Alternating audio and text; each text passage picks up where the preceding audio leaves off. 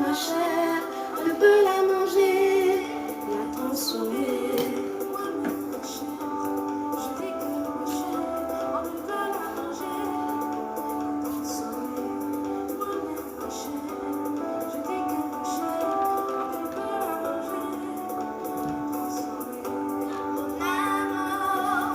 Peut-être capturé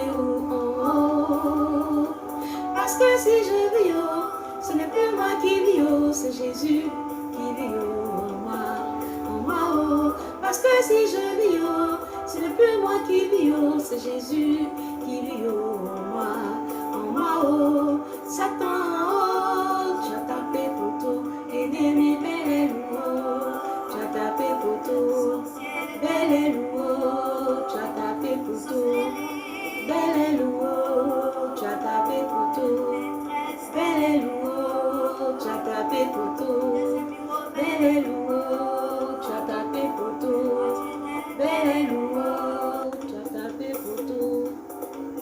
Gloire et honneur soit à notre Dieu, à Jésus le roi, à Emmanuel le grand.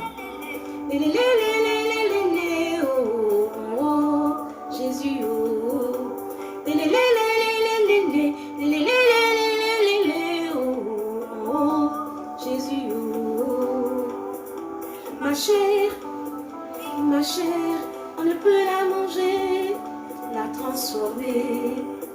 Ma chair, on ne peut la manger, la transformer.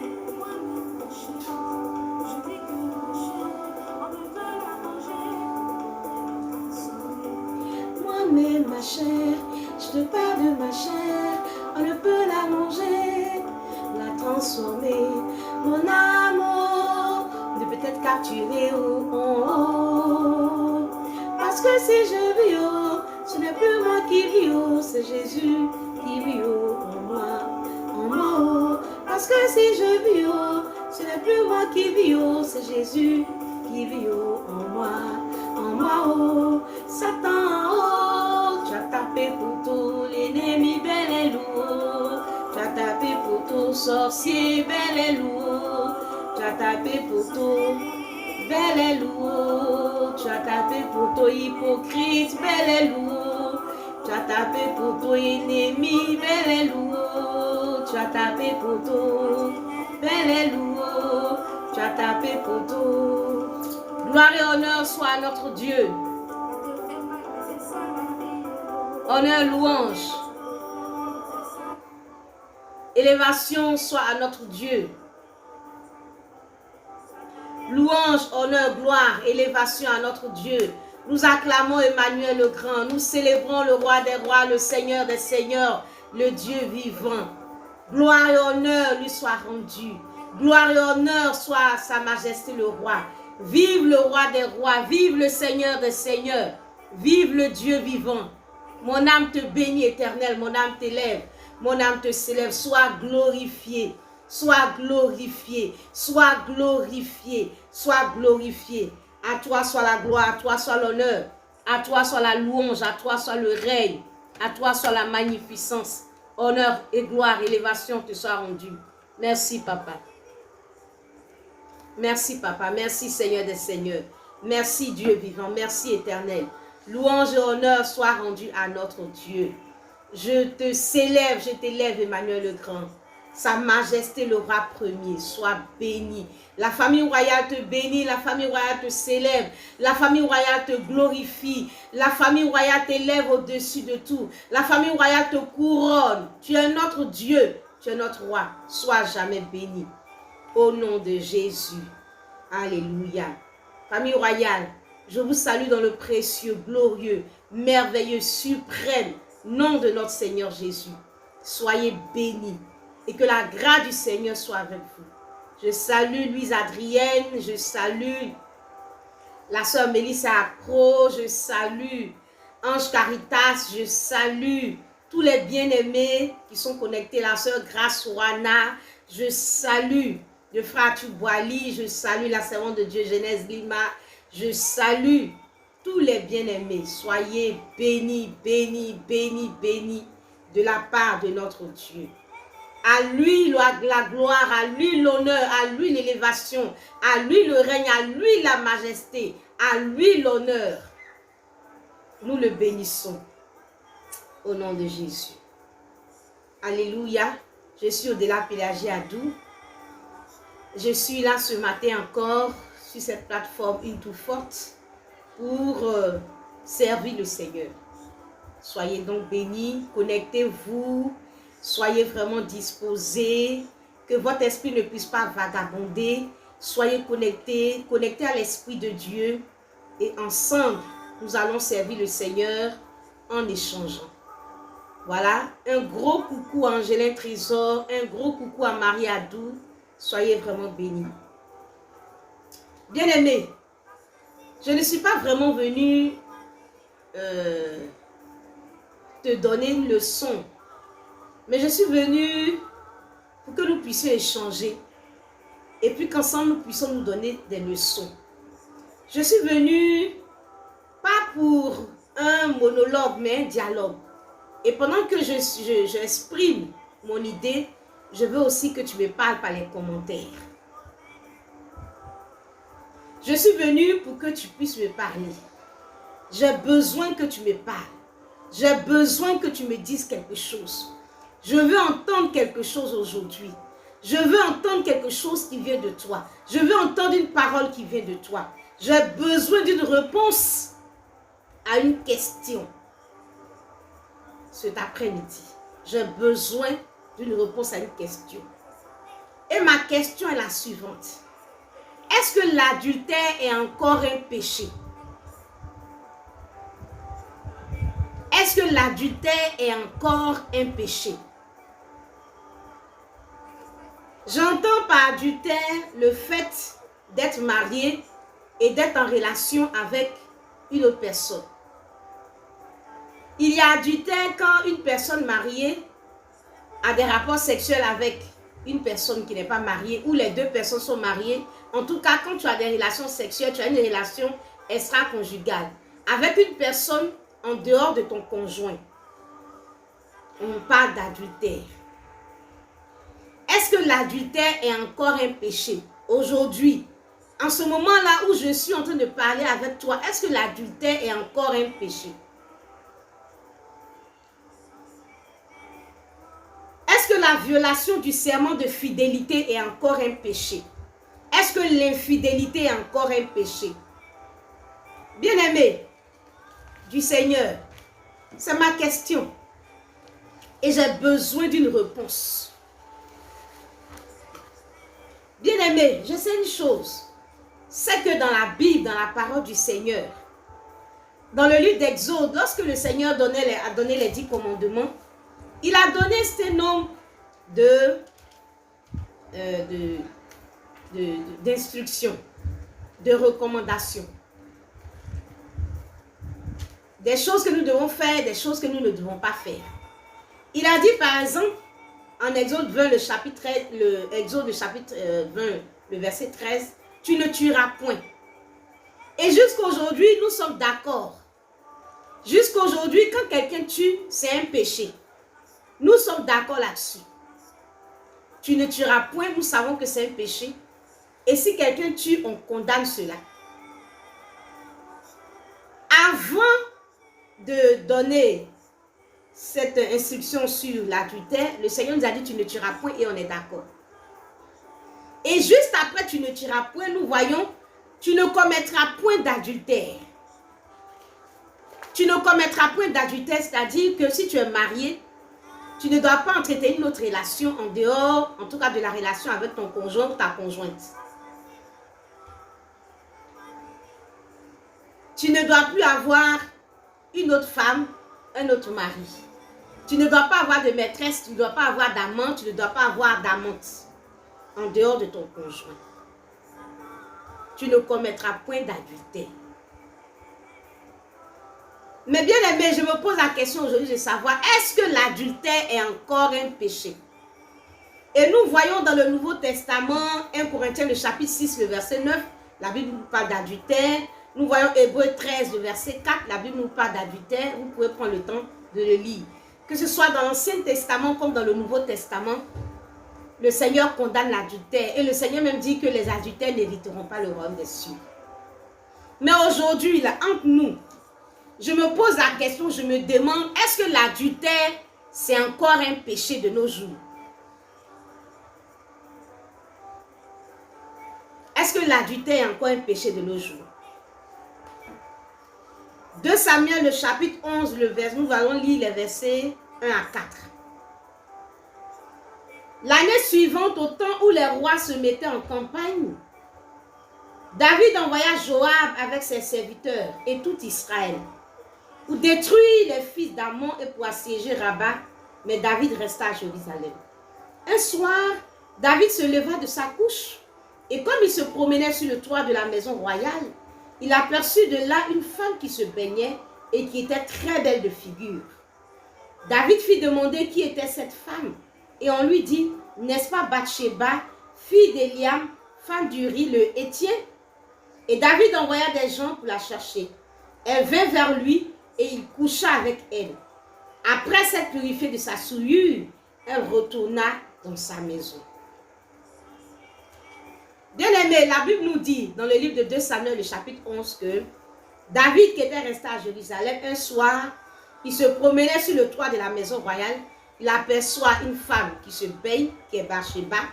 et il la fait venir et il couche avec elle. Bien aimé, Bathsheba est mariée et elle a cette relation, c'est de l'adultère. David aussi est marié, il a cette relation extra-conjugale avec une femme qui n'est pas sa femme. Les deux sont en adultère. Et je me demande si l'adultère est encore de nos jours un péché. Bien aimé, dans ce texte que nous avons lu tout à l'heure, la Bible nous dit, au verset 4 de 1 Samuel 11, David envoya des gens pour la chercher, pour chercher Bathsheba. Elle est venue vers lui, il a couché avec elle. Et la Bible nous dit, après s'être purifiée de sa souillure, elle retourna dans sa maison.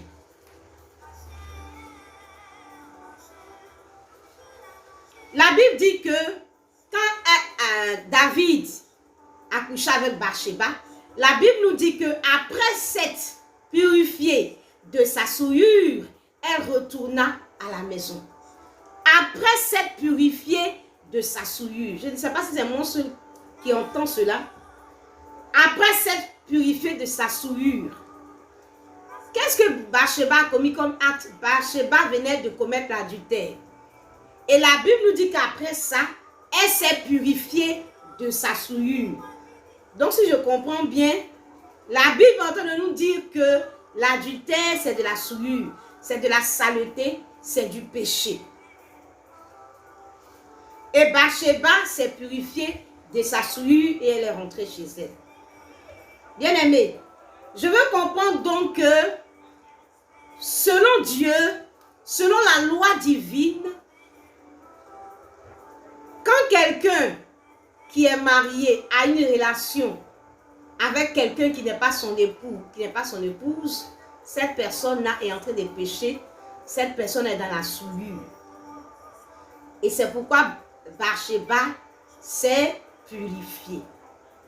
Mais bien aimé, Bathsheba s'est purifiée, mais David ne s'est pas purifié. La Bible ne nous dit pas que David s'est purifié, mais la Bible nous dit que Bathsheba s'est purifiée. Mais pourquoi David ne s'est pas purifié pendant que Bathsheba, elle, se purifie?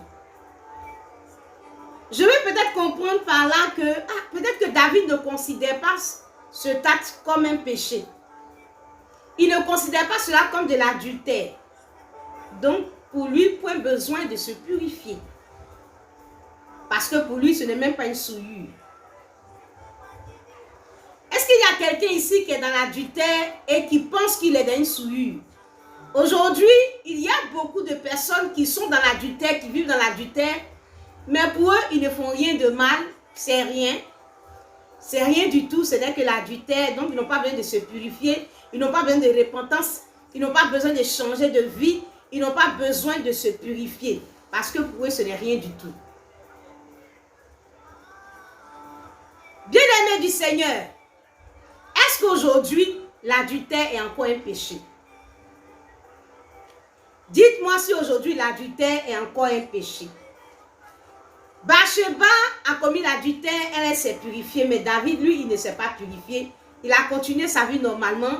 C'est un roi, il est allé continuer ses activités de roi.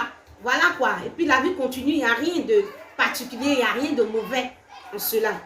Il est un roi et bon, il règne, c'est tout quoi. Il s'en fout.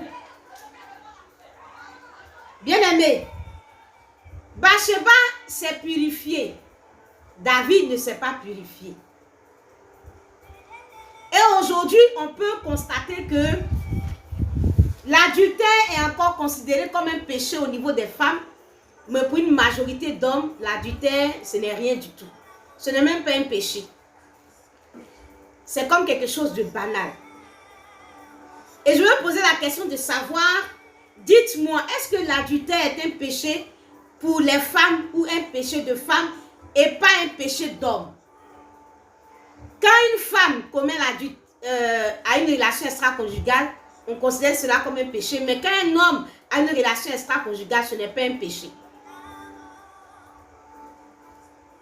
Si c'est un péché de femme, dites-le nous.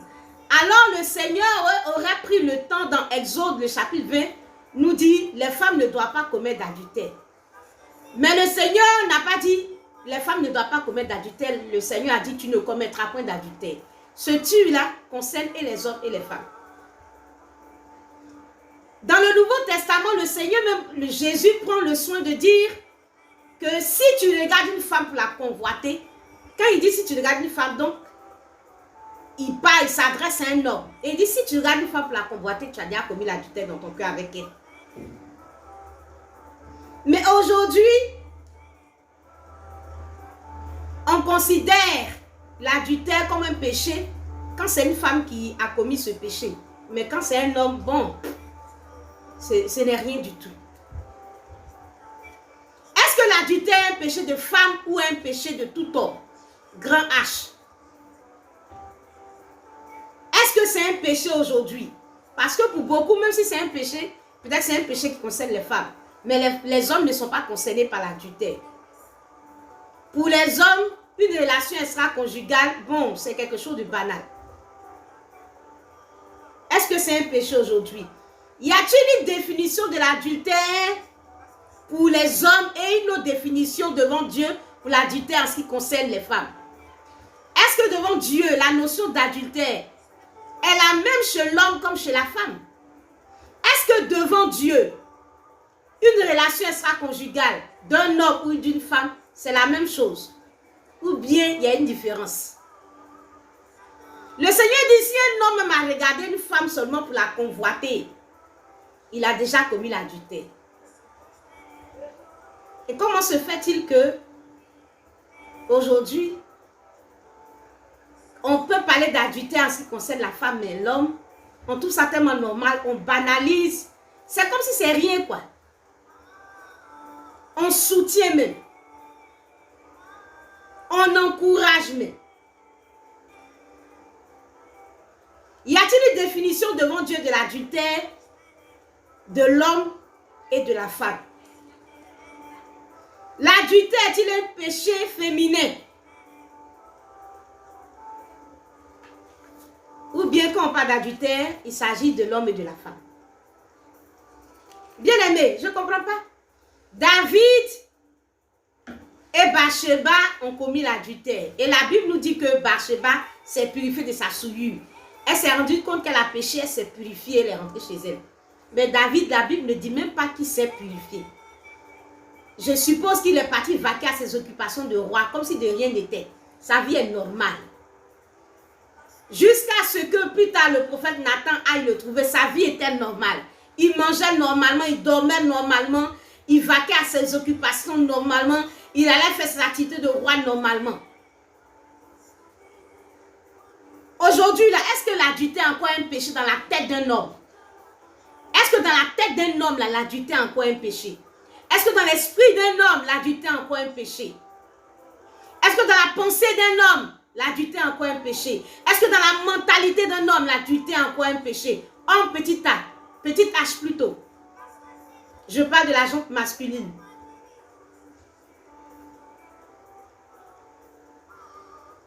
Est-ce qu'aujourd'hui, dans la culture des hommes, l'adultère d'un homme est encore un péché? Et je me pose la question, bien-aimé du Seigneur, répondez-moi. La sœur Mélissa dit, il n'y a pas de différence. Le Seigneur parle des deux sexes. La sœur Adou dit, c'est un péché de tout homme. Bien-aimé, ou bien je me suis posé la question de savoir, ou bien comme David c'est un roi, donc pour lui ce n'est pas un péché. Comme il est roi, ce n'est pas un péché. Tu ne commettras point d'adultère. Quand la Bible nous dit tu ne commettras point d'adultère, est-ce que la Bible a dit tu ne commettras point d'adultère en ce qui concerne peut-être un paysan, ou bien un artiste, ou bien un pharmacien, mais en ce qui concerne peut-être un roi, là ce n'est pas un péché, ce n'est pas d'adultère. La Bible dit qu'aucun homme ne doit commettre l'adultère, ne doit avoir des relations extra-conjugales. Je ne sais pas si c'est parce que c'est un roi qui peut se permettre d'avoir des relations extra-conjugales et puis ce n'est pas considéré comme de l'adultère, ce n'est pas considéré comme un péché.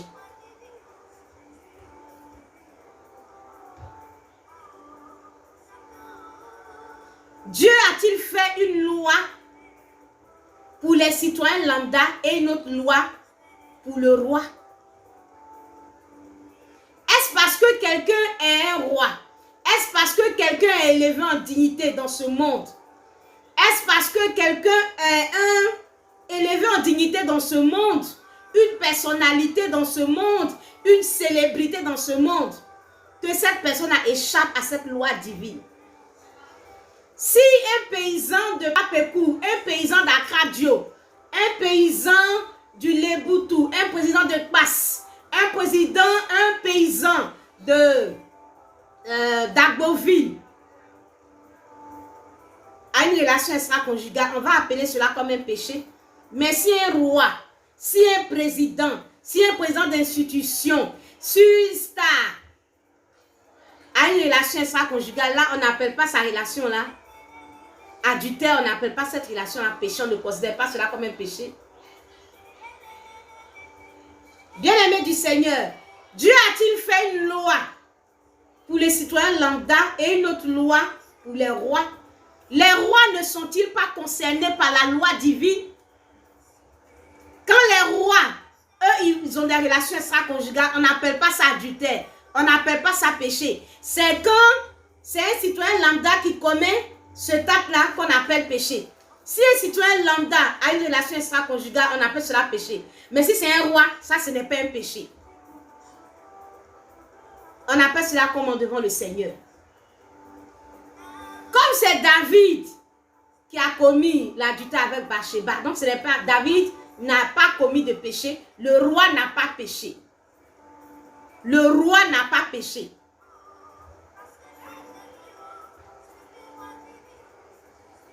Est-ce parce que David est un roi que la loi divine ne s'applique pas à lui? Bien-aimé, le péché, là, selon la personne qui commet le péché, on taxe l'acte de péché ou de non-péché.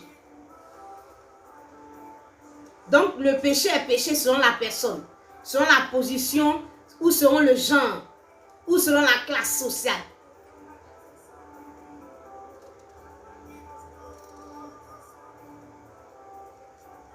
Donc, le péché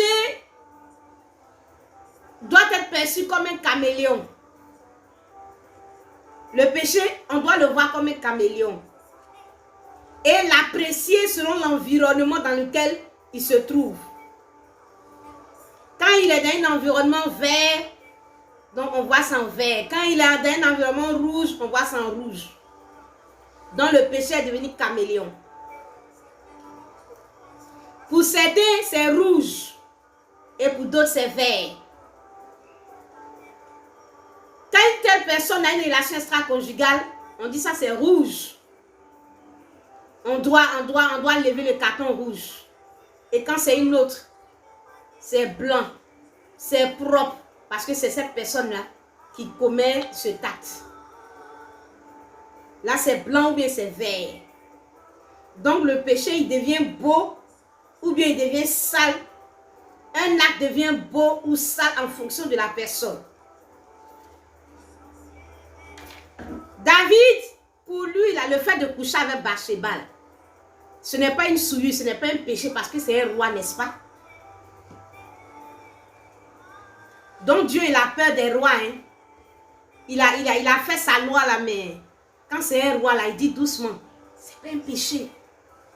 Mais quand c'est un citoyen lambda, là c'est un péché. Ne faites pas mentir Dieu. Ce n'est pas vrai.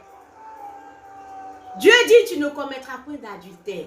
Que tu sois roi, que tu sois, je ne sais quoi, célébrité, que tu sois une personne lambda, quel que soit qui tu es, la parole de Dieu dit, tu ne commettras point d'adultère. Bien-aimé du Seigneur, est-ce que l'adultère est considéré aujourd'hui comme un péché?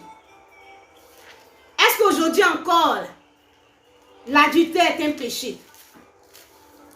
Le monde dans lequel nous sommes, la société dans laquelle nous sommes, est-ce que l'adultère est encore un péché, bien-aimé du Seigneur? Est-ce que l'adultère, là, c'est encore un péché aujourd'hui?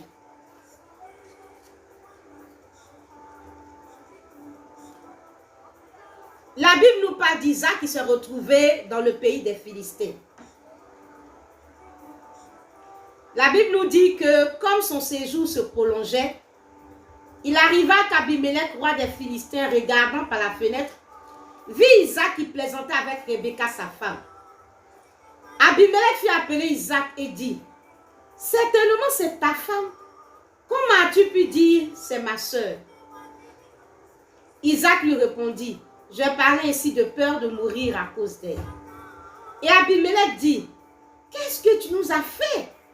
Peu s'en est fallu que quelqu'un du peuple n'ait couché avec ta femme, et tu nous aurais rendus coupables. » Alors Abimelech fit cette ordonnance pour tout le peuple. Celui qui touchera à cet homme ou à sa femme sera mis à mort.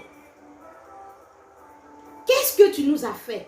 Peu s'en est fallu que quelqu'un du peuple n'ait couché avec ta femme et tu nous aurais rendus coupables. Bien-aimé, est-ce que tu entends ce que je viens de lire?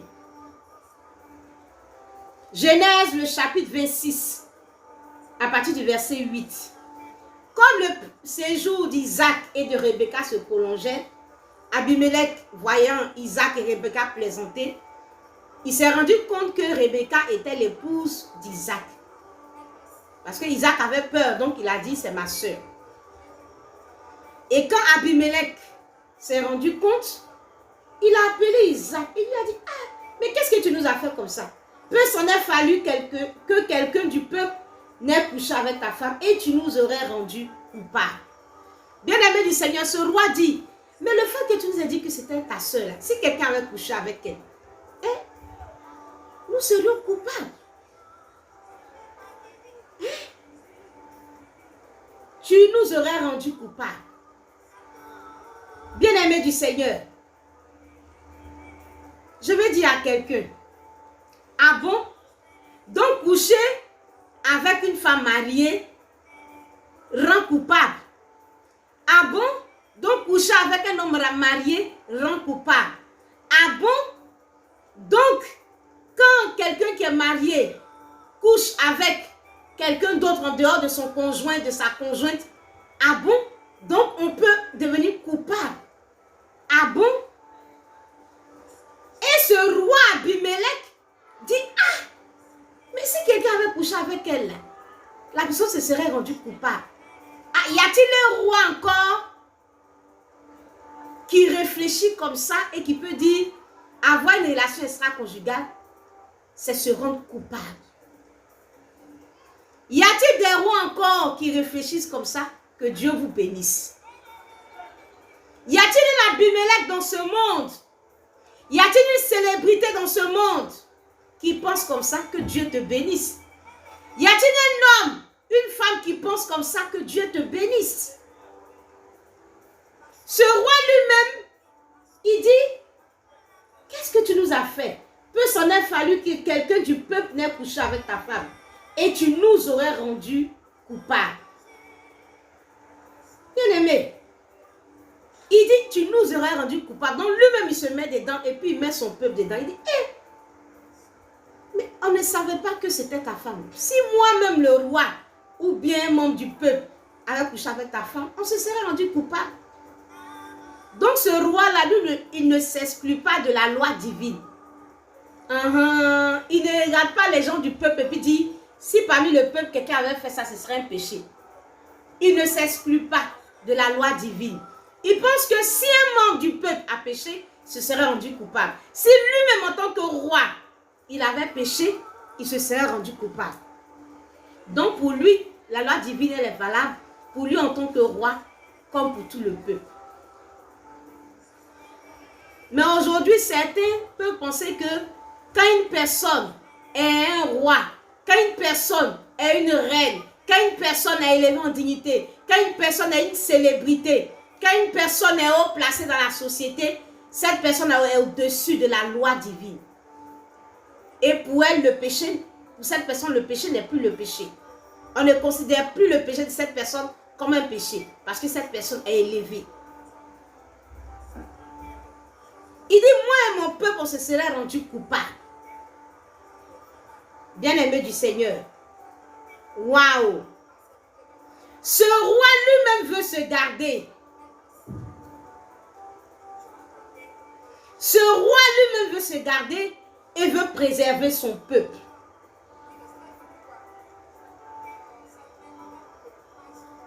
Lui-même, il veut se garder et garder son peuple de l'adultère. Il dit, tu nous aurais rendus coupables. Coupable de quoi? D'adultère. Il dit, et si quelqu'un avait couché avec cette femme-là, on se serait rendu coupable. Je découvre dans la parole du Seigneur un roi qui a le souci de la pureté spirituelle et morale de son peuple. Un roi qui a le souci de la pureté morale et spirituelle de son peuple. Il se soucie lui-même de sa propre pureté et de la pureté aussi de son peuple. Et il refuse d'être coupable. Il refuse d'être coupable. Il refuse d'être coupable. Il dit non, je refuse d'être coupable. Y a-t-il des gens encore qui se sentent coupables aujourd'hui quand ils ont des relations extra-conjugales? Y a-t-il des personnes qui sont conscientes que les relations extra-conjugales sont appelées adultères? Coupables devant qui? Aujourd'hui, il y a des gens qui ont des relations extra-conjugales qui sont dans l'adultère, ne se sentent pas coupables. Parce que peut-être leur culture tolère cela, peut-être que leur coutume tolère cela. Ou on va dire c'est la vie privée du roi. Peut-être que ces personnes ne se sentent pas coupables parce que leur association, leur quartier ou leur village banalise, tolère cela. Mais ce roi Abimelech lui dit non, non, non, non, non, non. Je ne veux pas me rendre coupable. Coupable devant qui? Quand nous prenons Genèse, le chapitre 20, nous voyons aussi qu'Abraham qui s'est retrouvé dans cette situation à Guérar. Et la Bible nous dit ceci que Abraham s'est retrouvé à Guérar. Abimelech a fait enlever Sarah. Et la Bible nous dit que la nuit, le Seigneur, en songe, le Seigneur a parlé à Abimelech. Le Seigneur a parlé à Abimelech. Et Abimelech, le Seigneur a commencé à dire à Abimelech en songe, pendant la nuit, tu vas mourir à cause de la femme que tu as enlevée car elle a un mari. Abimelech, qui ne s'était point approché d'elle, a répondu, ah, ça, vraiment, que ferais-tu à une nation juive, etc. Ne m'a-t-il pas dit que c'est ma soeur? J'agis avec un cœur pur, des mains innocentes. Et Dieu lui a dit, je sais que tu as agi avec un cœur pur. Aussi t'ai-je empêché de pécher contre moi. Aussi t'ai-je empêché de pécher contre moi. Et c'est pourquoi je n'ai pas permis que tu la touches. Maintenant, rends la femme. Parce que si tu ne la rends pas, tu vas mourir. Et Abimelech s'est levé le matin et il a apporté la nouvelle à toutes les personnes avec qui il était. Et Abimelech a parlé à Abraham en disant, qu'est-ce que tu nous as fait? Et en quoi t'ai-je offensé que tu aies fait venir sur moi et sur mon royaume un si grand péché? Bien-aimé, écoutez bien. Abraham avait caché que Sarah était sa femme. Abimelech a pris donc Sarah. Dieu est venu en songe parler à Abimelech. Et Abimelech s'adresse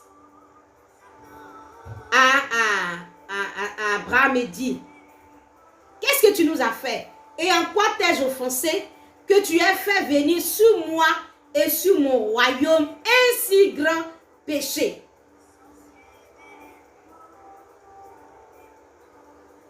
Bien-aimé, non seulement le roi Abimelech avec Isaac a dit, tu vas faire, on serait coupable. Voici que Abimelech, au temps d'Abraham, dit, le fait de cacher que c'est ta femme, et vraiment si j'avais couché avec elle, j'allais commettre un grand péché. Il dit ceci, qu'est-ce que tu nous as fait et en quoi t'ai-je offensé, que tu aies fait venir sur moi et sur mon royaume un si grand péché. Non seulement, quand tu es dans l'adultère, c'est un péché, tu es coupable. Mais Abimelech me précise pour dire, c'est un si grand péché. Un roi, Abimelech, du pays des Philistins dit, c'est un si grand péché. Je vais dire aujourd'hui, au monde entier, à toutes les nations, dans tous les villages, dans tous les hameaux, je crie et je dis, quelle que soit la personne qui a des relations extra-conjugales, c'est un péché. La personne est coupable devant Dieu. C'est un si grand péché.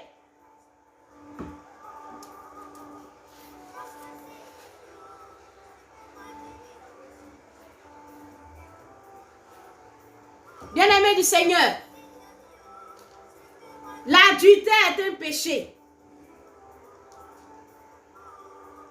Et le Seigneur a dit, aussi t'ai-je empêché de pécher contre moi. C'est un péché contre Dieu. C'est un péché contre l'Éternel. C'est un péché contre Dieu. C'est un si grand péché. Donc l'adultère n'est même pas un péché banal. Ce n'est pas un péché simple, c'est un grand péché. C'est un grand péché. Bien-aimé du Seigneur, c'est un grand péché. Et ce roi ne veut pas pécher. Il dit sur moi et sur mon royaume. Et il ne veut même pas que dans son royaume ce péché prospère. Waouh, Seigneur, quelle grâce d'avoir un roi qui non seulement lui-même refuse de vivre dans l'adultère, mais qui encourage son peuple, travaille dans le sens de la pureté morale de son peuple. Waouh, quelle grâce d'avoir un tel roi. Est-ce que ce pays-là existe? Ce pays des Philistins. Ou même le roi donne un ordre pour dire, si celui qui a touché la femme de ce monsieur sera puni. Waouh! C'est quel pays ça? Ce pays-là existe encore aujourd'hui? Dites-le moi. Où on a le souci de la moralité, où on a le souci de la protection de la famille. Je vais aller dans ce pays. Je veux me retrouver dans ce pays. Donnez-moi la carte du monde. Regardez sur la carte du monde. Montrez-moi ce pays des Philistins. Ce pays où le roi Abimelech est roi. Ce pays-là où on respecte encore le mariage. Ce pays-là où on respecte encore la famille. Ce pays-là où on considère les relations extra-conjugales comme un péché. Ce pays-là où on prend même des lois pour protéger la famille. Où le roi peut dire, j'interdis à tout homme de coucher avec cet homme ou avec cette femme. Bien-aimé, je vais chercher sur la carte du monde pour trouver ce pays-là. Montrez-moi dans la nation où tu te trouves, montrez-moi l'ambassade de ce pays pour que moi, je puisse aller prendre le visa en direction du pays des Philistins. Je veux partir là-bas.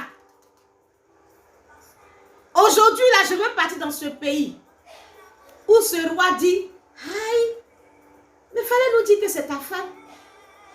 Si quelqu'un avait couché avec cette femme-là, on serait coupable devant Dieu. Aïe, tu n'as pas dit que c'est ta femme. Tu allais faire venir sur nous un si grand péché, sur moi, roi, et sur mon royaume. Un si grand péché. Où y a-t-il encore un pays, y a-t-il encore une nation où on considère l'adultère comme un péché? Y a-t-il encore un village? Y a-t-il encore un quartier? Y a-t-il encore une tribu? Y a-t-il encore un royaume où on considère l'adultère comme un péché? Et on peut se dire qu'on se rend coupable devant Dieu en commettant l'adultère. Lui-même le roi et son peuple, personne ne veille dans l'adultère. Waouh! Montrez-moi ce pays. Je vais aller là-bas. Je vais émigrer dans ce pays. Je vais m'expatrier dans ce pays. Moi et ma maison, nous voulons partir dans ce pays. Waouh, ce pays-là existe. Je vais prendre ma soeur Pélagie, viens, on va partir. Ma soeur Monique, viens, on va partir dans ce pays. Je viens de découvrir un pays. Ma soeur qui est connectée, ma soeur de la famille royale. Je viens de découvrir un pays qui s'appelle le pays des Philistins. Dans ce pays-là, on respecte encore le mariage. Dans ce pays-là, le mariage est sacré. Dans ce pays-là, le roi interdit. Le roi dit non, c'est pas bon de commettre l'adultère. Dans ce pays-là, le roi ne se retrouve même pas dans l'adultère. Dans ce pays-là, on dit protéger la famille, protéger Isaac et sa femme. Dans ce pays-là, on peut dire encore protéger Abraham et Sarah. Venez mes soeurs. Je viens de découvrir un pays. Oh, venez mes soeurs. Ma soeur Léontine. Ma soeur Monique. Ma soeur Patricia. Mon frère Arthur. Mon frère Marcel. Mon frère Léon. Venez, je viens de découvrir un pays.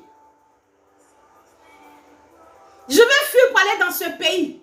Je vais fuir pour aller dans ce village. Je veux fuir pour aller dans cette nation. Je veux fuir pour aller sur ces territoires. Parce que là-bas, ton foyer est en sécurité. Parce que là-bas, ton foyer est en sécurité. Seigneur, pourquoi je ne suis pas né dans ce pays? Seigneur, pourquoi je ne suis pas né dans ce pays? Seigneur, pourquoi tu ne m'as pas fait naître dans ce pays? Seigneur, je veux aller dans ce pays. Ma soeur, je vous appelle, venez, oh, venez. J'ai découvert le pays des Philistins. Là-bas, quand tu vas, ton foyer en sécurité. Là-bas, l'adultère, c'est l'adultère. L'adultère, c'est un péché. Là-bas, on n'appelle pas l'adultère d'un autre nom. Là-bas, on ne comprend pas l'adultère. Là-bas, on ne tolère pas l'adultère. Là-bas, on valorise le mariage. Là-bas, c'est la promotion de la fidélité. C'est le respect du mariage. Là-bas, le mariage est sacré. Venez, oh, venez. Venez, oh, venez, je vous appelle. Allons-y dans ce pays. Mes copines, mes amis, mes frères et sœurs, venez. On s'en va. Cherchons le visa de ce pays. Bien-aimé, je vais dire à Dieu, tu as dit à Abraham, il faut quitter ton pays, ta patrie. Il faut aller dans le pays que je vais te montrer. Dis-moi aussi. Je vais quitter mon pays. Je vais quitter mon peuple. Je vais quitter mon quartier. Je vais quitter mon village. Je vais quitter le territoire sur lequel je me trouve. Je vais aller dans ce pays. Montre-moi. Comme tu as montré à Abraham. Bien-aimé. Ou bien je devais naître autant de... Ou bien je devais naître autant d'Isaac pour avoir accès à ce pays. Bien-aimé, en Jérémie, le chapitre 23, je lis à partir du verset, je lis le verset 10 d'abord. Le Seigneur nous dit ceci. Car le pays est rempli d'adultère. Le pays est en deuil à cause de la malédiction. Les plaines du désert sont desséchées. Ils courent au mal, ils n'ont de la force que pour l'iniquité. Et la version Semeur, si je ne me trompe, dit, le pays est rempli d'adultère, le pays est rempli d'adultère, il est dans le deuil. Bien-aimé, le pays est dans l'adultère, le pays est dans le deuil.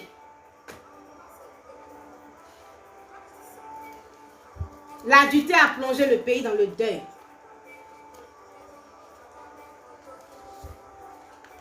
Bien-aimé, moi je suis dans le deuil, dans ce pays, dans cette nation, dans ce peuple, dans ce quartier, dans ce village. Bien-aimé, je vais lire Jérémie 23, je vais lire quelques versets. À partir du verset 10, « Car le pays est rempli d'adultère, le pays est en deuil à cause de la malédiction, les plaines du désert sont desséchées, ils courent au mal, ils n'ont de la force que pour l'iniquité. Ils n'ont de la force que pour l'iniquité. Prophètes et sacrificateurs sont corrompus. Même dans ma maison, dit l'Éternel, j'ai trouvé leur méchanceté, dit l'Éternel. C'est pourquoi leur chemin sera glissant et ténébreux. Ils seront poussés et ils tomberont. Car je ferai venir sur eux le malheur, l'année où je les châtirai, dit l'Éternel. » Bien-aimés, le Seigneur nous dit dans les prophètes de Samarie, j'ai vu de l'extravagance. Ils ont prophétisé par Baal. Ils ont égaré mon peuple d'Israël. Mais dans les prophètes de Jérusalem, j'ai vu des choses horribles. Ils sont adultères. Ils marchent dans le mensonge. Ils fortifient les mains des méchants afin qu'aucun ne revienne de sa méchanceté. Ils sont tous à mes yeux comme Sodome et les habitants de Jérusalem comme Gomorrhe. C'est pourquoi ainsi parle l'Éternel des armées sur les prophètes. Voici, je vais les nourrir d'absinthe et je leur ferai boire des eaux empoisonnées. Car c'est par les prophètes de Jérusalem que l'impiété s'est répandue dans tout le pays. Ainsi parle l'Éternel des armées. N'écoutez pas les paroles des prophètes qui vous prophétisent. Ils vous entraînent à des choses de néant. Ils disent les visions de leur cœur et non ce qui vient de la bouche de l'Éternel. Ils disent à ceux qui me méprisent, l'Éternel a dit, vous aurez la paix. Et ils disent à tous ceux qui suivent les penchants de leur cœur, il ne vous arrivera aucun mal. Qui donc a assisté au conseil de l'Éternel pour voir, pour écouter sa parole? Qui a prêté l'oreille à sa parole, qui l'a entendue? Voici la tempête de l'Éternel. La fureur éclate, l'orage se précipite, ils font sur la tête des méchants. La colère de l'Éternel ne se calmera pas jusqu'à ce qu'il ait accompli et exécuté les desseins de son cœur.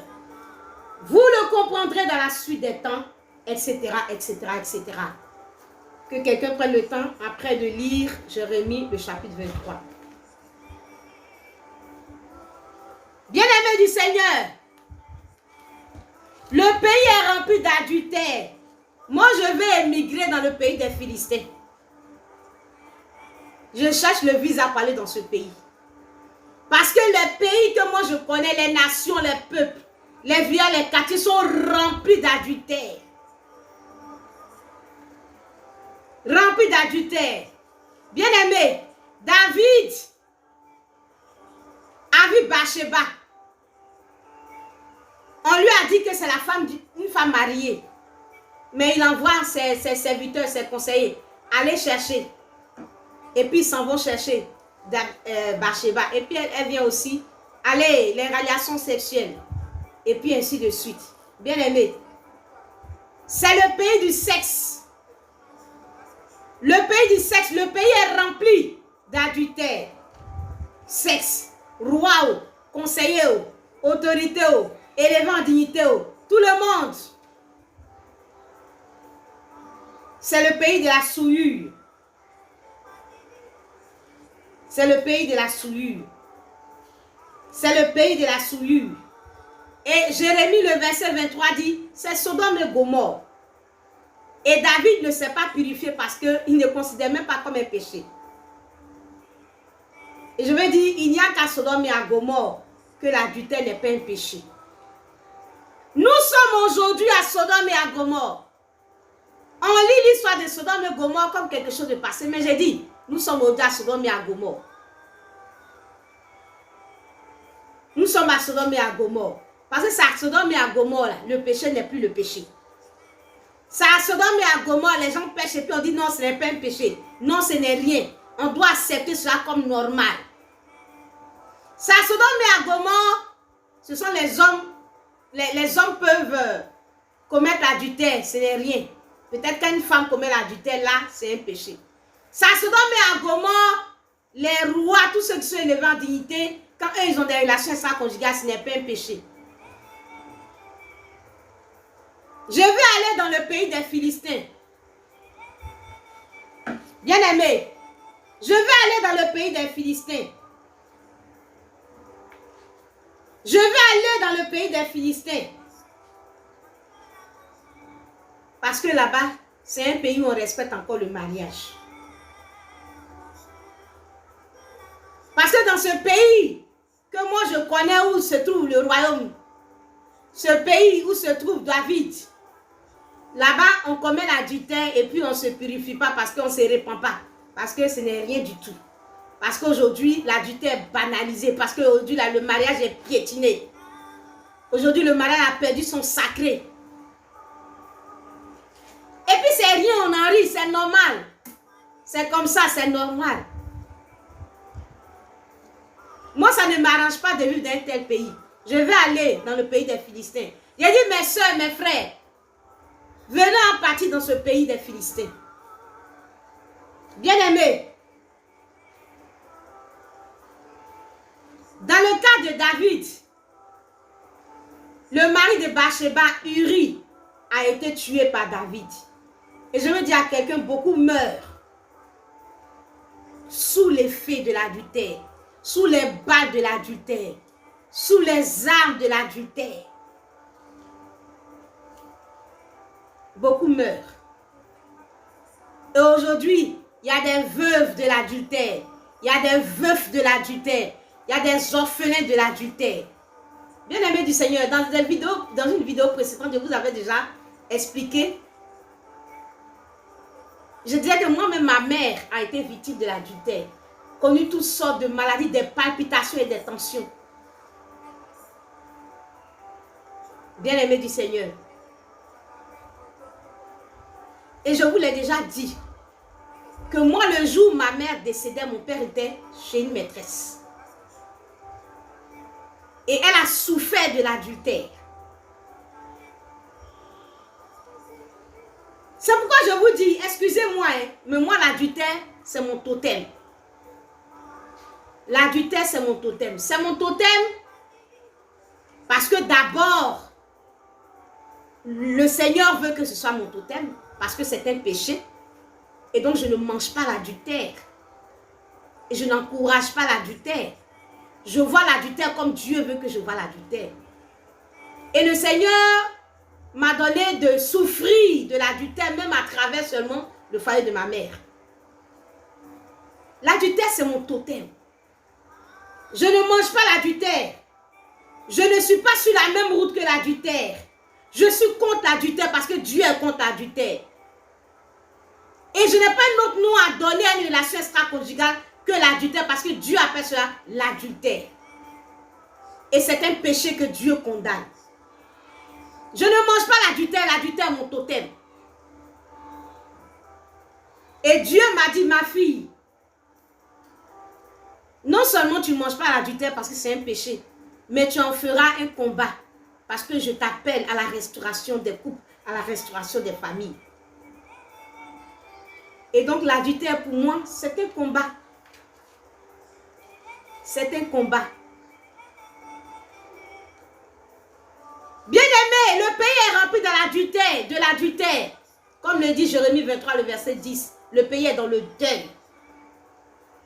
L'adultère de Bathsheba a tué Uri. L'adultère d'un homme marié en train de tuer sa femme. L'adultère d'une femme en train de tuer son mari. Le pays est dans le deuil, oui. Le pays est dans le deuil. Le pays est dans la tristesse. Le pays est dans la douleur. Les nations, le monde est dans le deuil. Est dans la tristesse, est dans la douleur. Les femmes se coupent comme ça. Les femmes se coupent comme ça. Les femmes ont mal à leurs entrailles. Ont mal dans leurs entrailles. Quelque chose bouillonne. La douleur dans leur cœur. Mais ça, c'est quelle souffrance ça? Quelle est cette souffrance conjugale? Quelles sont ces nations où l'adultère n'est pas considéré comme un péché? Aujourd'hui, il y a un excès de souffrance conjugale. Un excès. Uri est mort. David a tué. Combien de fois? Toi, maîtresse, tu n'as pas tué une femme mariée avec des palpitations, des AVC. Combien de fois, toi, homme marié, tu n'as pas tué ta femme, tu découches, tu es avec d'autres femmes. Combien de fois n'a pas eu des palpitations, n'a pas fait des crises?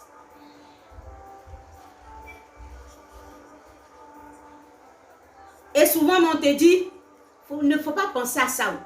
Mais tu n'as même pas envie de penser à ça. Mais tu ne fais pas exprès, mais tu penses à ça. Parce que c'est ton mari qui est dehors.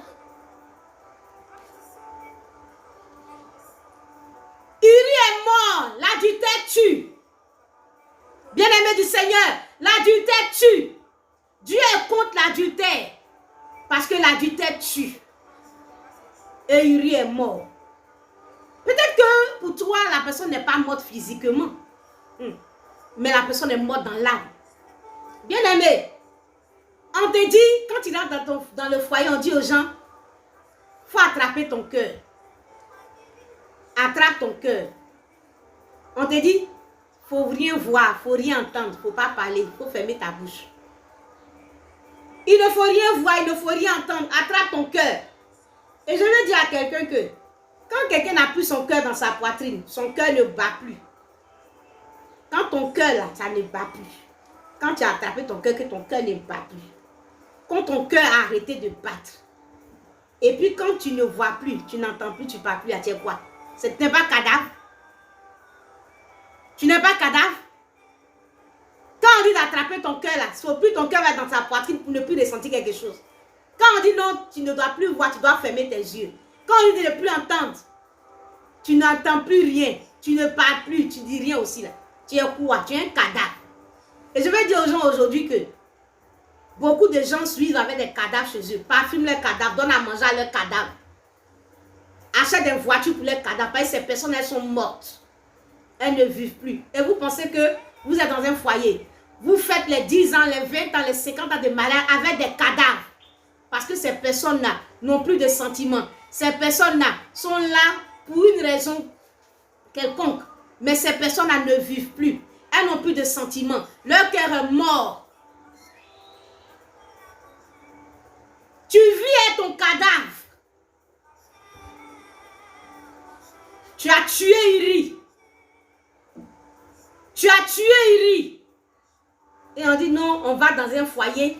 C'est pour mourir, c'est pour devenir cadavre. Je refuse d'être un cadavre. Je refuse qu'un membre de la famille royale soit un cadavre. Je ne serai pas un cadavre au nom de Jésus. Je suis une personne, Dieu m'a créé avec des sentiments, avec un cœur. Mes yeux doivent s'ouvrir, mes oreilles doivent entendre, ma bouche doit parler. Mon cœur doit ressentir. Dieu m'a fait avec des sentiments, je dois avoir des sentiments. Pourquoi je dois être un foyer cadavre? J'ai dit, je veux aller dans le pays des Philistins.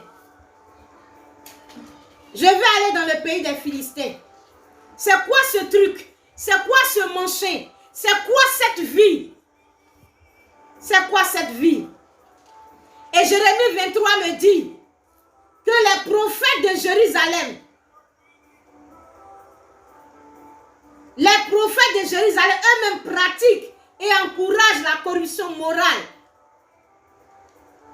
Pendant qu'ils continuent de servir dans la maison de l'Éternel. Ce qui est pire aujourd'hui, ce qui rend la situation pire aujourd'hui, c'est que les prophètes de Jérusalem, eux-mêmes pratiquent et encouragent la corruption morale, l'adultère. Quand c'est un roi, quand c'est une personne élevée en dignité, il y a des personnes pour lesquelles avoir une relation extra-conjugale est péché. Et il y a des personnes pour lesquelles avoir une relation extra-conjugale n'est pas un péché, on justifie. Nous sommes à Sodome et à Gomorrhe. Jérémie 23 nous a dit que ce sont les sacrificateurs qui sont sous de corruption. L'état de Jérusalem est considéré comme celui de Sodome et de Gomorrhe. Aujourd'hui, nous sommes comme à Sodome et à Gomorrhe. Bien-aimés du Seigneur, je vais dire aujourd'hui, moi je crie et je vais crier. Bien-aimés du Seigneur, quand le Seigneur a envoyé le feu à Sodome et à Gomorrhe, la Bible nous dit que le cri contre Sodome et Gomorrhe s'est accru. Et ce que les anges ont pu constater, c'est de voir des gens dans l'immoralité sexuelle. Et c'est pour cela que Dieu a envoyé le feu. Et moi, je vais crier devant le Seigneur et dire, je ne me reconnais pas dans l'esprit de Sodome et de Gomorrhe. Moi, j'écris, j'ai dit, si tu es un citoyen lambda, tu as une relation extra-conjugale, c'est l'adultère, tu es dans le péché. Si tu es un pasteur, tu as une relation extra-conjugale, tu es dans le péché, c'est l'adultère, tu es coupable. Tu vas partir en enfer. Si tu es un roi, si tu as une relation extra-conjugale, tu es marié et puis tu as une autre copine, une maîtresse, que toi tu peux appeler femme, que moi j'appelle amante. J'ai dit, c'est le péché, tu es coupable, si tu meurs, tu vas en enfer. Je crie haut et fort, je me désolidarise de l'esprit de Sodome et de Gomorrhe. S'il y a des hommes de Dieu qui peuvent tolérer l'adultère, moi je dis devant le Seigneur que l'adultère, c'est l'adultère, c'est un péché, quelle que soit la personne qui commet ce péché.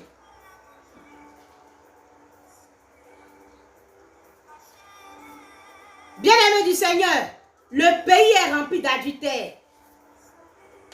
Le pays est rempli d'adultère. Le pays est rempli d'adultère.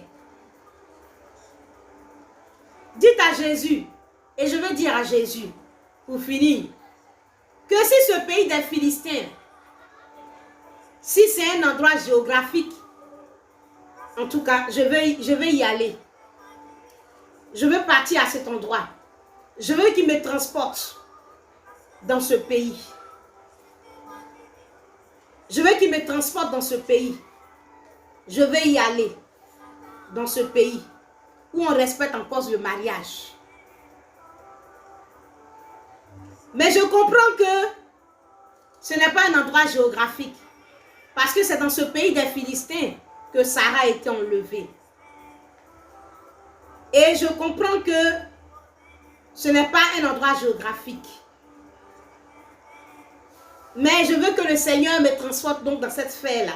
Dans cette sphère. Où quand ton foyer est attaqué comme le foyer d'Abraham et de Sarah a été attaqué, le Dieu de toute justice s'élève pour manifester sa gloire. Oui Seigneur, tu nous as dit que nous sommes dans le monde, mais nous ne sommes pas du monde. Et donc nous pouvons vivre dans ce monde, nous pouvons être dans ce territoire du monde, mais avoir notre vie à part. Alors je veux que Dieu me transporte dans cette dimension. Je veux que Dieu transporte la famille royale dans cette dimension. Ou quand les foyers subissent des assauts de l'ennemi, ou quand l'ennemi veut mettre la main sur ces foyers, ou quand l'adultère veut attaquer ces foyers-là, le Dieu de toute justice se lève comme il s'est levé pour Abraham et Sarah. Il est parti parler à Abimelech et Sarah a été relâchée. Qu'il en soit ainsi. Je crois en ce Dieu-là qui me transporte dans ce pays qui n'est pas un pays géographique, mais dans une sphère, dans une dimension où nous allons voir la gloire du Dieu vivant. Où, quand ton foyer est attaqué par l'adultère, Dieu s'élève pour rendre justice. Je suis dans le deuil. Dans ce pays, je suis dans le deuil. Le deuil par rapport à la douleur de tous ces hommes et de toutes ces femmes qui souffrent que les douleurs de la souffrance conjugale. Et j'ai foi. Lorsque le Seigneur Jésus s'est retrouvé en face de la veuve de Naïm, la Bible dit qu'elle était veuve parce que son mari était mort. Et son fils aussi était mort, avait été mis dans le cercueil. Et les gens de la ville l'accompagnaient. Aujourd'hui, les gens de la ville accompagnent les femmes qui ont des maris qui sont morts spirituellement. Elles sont des veuves spirituelles. Et le fruit de leur amour, qui est leur mariage, qui est ce fils-là, est aussi dans un cercueil. Mais j'ai la foi que Jésus, j'ai la foi que le Dieu vivant touche le cercueil de cette veuve. Et ce foyer revit au nom puissant de Jésus. Je crois à la puissance de Dieu. Je crois au Dieu de justice qui va réveiller, qui va ressusciter, qui va donner la vie à ces foyers qui sont morts. Et cette femme-là va perdre le statut de veuve pour devenir cette véritable femme mariée. Je le crois au nom puissant de Jésus. Je crois au nom puissant de Jésus. Je crois au nom puissant de Jésus. Je crois au nom puissant de Jésus. Et je bénis le Seigneur pour Nathan, qui a dit à David, ce que tu as fait n'a pas plu à l'Éternel. Tu es cet homme-là qui a péché. Et je dis à David, tu as péché. Répands-toi. Répands-toi. Répands-toi. Sors de là. Sors de là. À Jésus la gloire, à Jésus l'honneur, à Jésus la louange, à Jésus le règne, à Jésus l'élévation. À lui soit la gloire, à lui soit le règne, à lui soit la dignité, pour des siècles, au nom puissant de Jésus. Amen.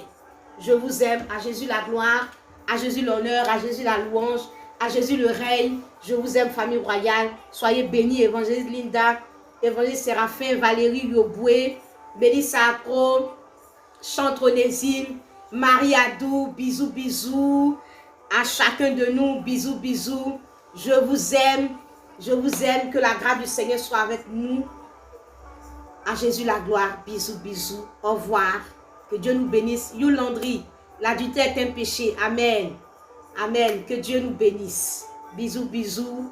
À chacun de nous, bisous. Au revoir.